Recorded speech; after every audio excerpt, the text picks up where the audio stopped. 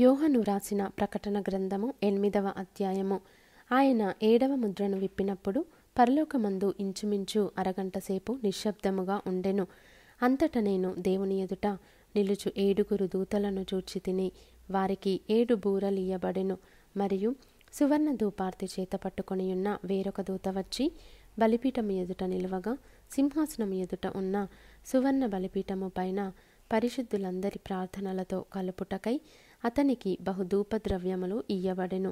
అప్పుడా ధూపద్రవ్యముల పొగ పరిశుద్ధుల ప్రార్థనలతో కలిసి దూత చేతిలో నుండి పైకి లేచి దేవుని సన్నిధిని చేరెను.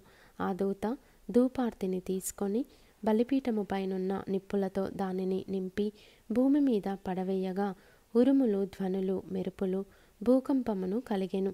అంతటా 7 బూరలు పట్టుకొనియున్న ఆ 7 దూతలు ఊదుటకు సిద్ధపడిరి. మొదటి దూత బూర ఊదినప్పుడు రక్తముతో మిళితమైన వడగండ్లును అగ్నియు పుట్టి భూమిపైన పడవేయబడెను. అందువలన భూమిలో 3వ భాగము కాలిపోయెను, చెట్లలో 3వ భాగమును కాలిపోయెను, పచ్చగడ్డి అంతయు కాలిపోయెను. రెండవ దూత బూర ఊదినప్పుడు అగ్నిచేత మండుచున్న పెద్ద కొండ వంటిది ఒకటి సముద్రములో పడవేయబడెను. అందువలన సముద్రములో 3వ భాగము రక్తమాయెను. సముద్రములోని ప్రాణము గల జంతువులలో 3వ భాగము చచ్చెను. ఓడలలో 3వ భాగము నాశనమాయెను. 3వ దూత బూర ఊదినప్పుడు దివిటి వలె మండుచున్న ఒక పెద్ద నక్షత్రము ఆకాశము నుండి రాలి నదుల 3వ భాగము మీదను నీటి బుగ్గల మీదను పడెను. ఆ నక్షత్రమునకు మాచిపత్రి అని పేరు.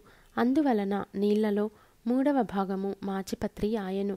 నీళ్లు చేదైపోయినందున వాటి వలన మనుష్యులలో అనేకులు చచ్చిరి.